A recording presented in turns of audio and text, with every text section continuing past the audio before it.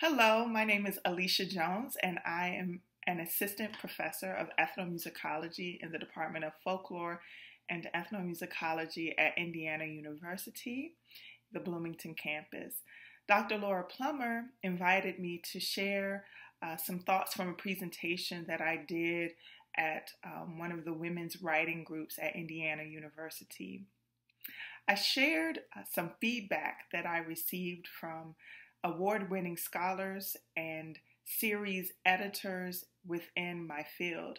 I asked them the simple question, what are the habits that I can develop to improve my writing, to grow in my writing as an academic? And over, I got what I thought was an unlikely answer. They said pleasure reading. Pleasure reading is what strong academic writers do. I was floored. I couldn't believe that that was the consensus. Pleasure reading is what academic scholars who are great at developing ideas, that pleasure reading is what they do. And so I began the presentation last year with a quote by Toni Morrison that I think illustrates the beauty of doing pleasure reading as academic scholars. She wrote in her speech, The Dancing Mind, "There is a certain kind of peace that is not merely the absence of war. It is larger than that.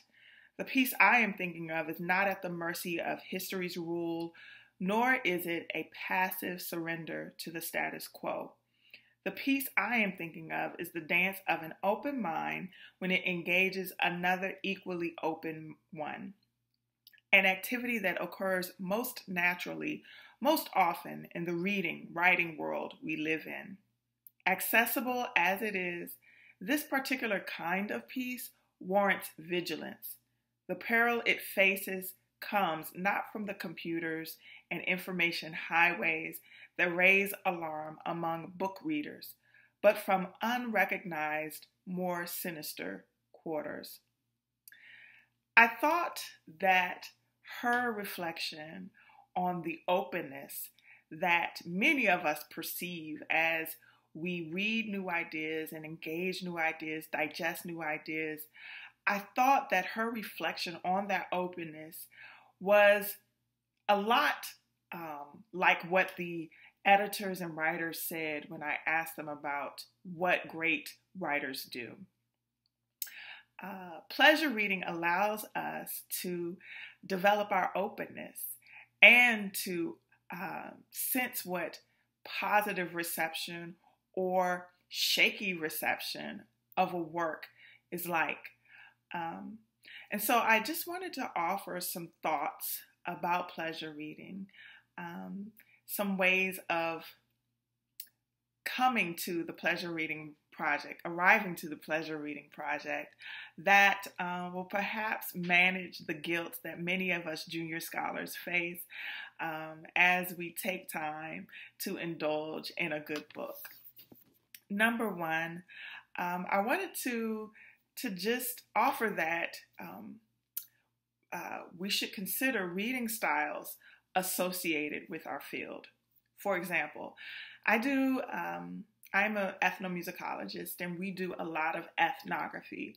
We interview people, we tell people stories, we describe scenes, we characterize musical performances. So it's important that I, as an academic, read my peer-reviewed journals and understand what academic writing is supposed to be like.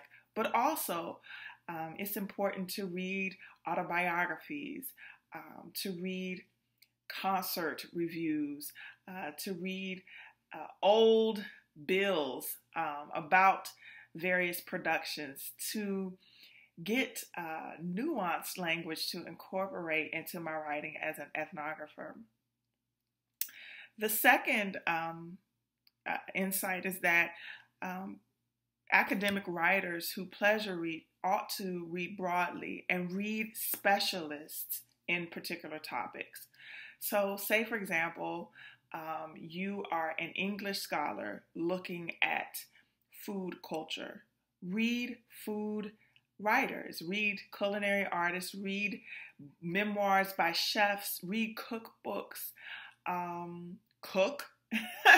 But all of those activities and styles of publication and writing, all of those styles will inform how you describe what you're getting at theoretically, and you may not find it in your colleagues' work because their focus is other overlapping scholarship in English, if that is your field. Number 3, stay tuned to the creative choices that the writers are making as you read them.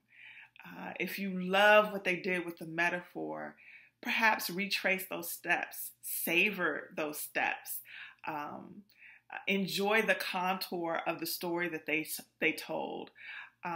Think about how they engaged your senses and your memory, your nostalgia. Stay tuned to the creative choices that the authors make. 4, pace yourself. As academic writers, many of us are accustomed to devouring books. I mean, first thing each day, we are trained to consume a large amount of material. It's unreal how much material we consume. But with pleasure reading, the pace is different. It's supposed to be different.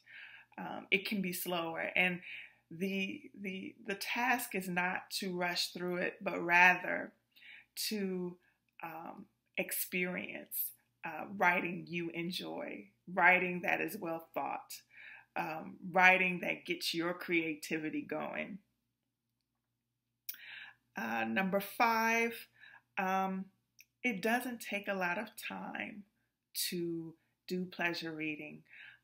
The scholars and editors with whom I spoke actually said 15 to 30 minutes. It can be your favorite magazine. It could be your favorite journal, a journal in one of your research languages, getting several birds with one stone, a section of a newspaper in one of your research languages. It doesn't have to be an hour. It doesn't have to be a time-consuming project. All it is to reacquaint you regularly with the beautiful exchanges that you can have through the written word. What it's like to read something that is beautiful, and hopefully you'll begin to simulate conveying new ideas, unlaying concepts through the written word in innovative ways. I hope that you will consider pleasure reading as an academic. Tailor it to what your time constraints are, but do so without the guilt. Do it with great joy and pleasure, and I look forward to innovative projects from you. Again, my name is Alisha Jones. I'm an ethnomusicologist in the Department of Folklore and Ethnomusicology at Indiana University. Happy writing!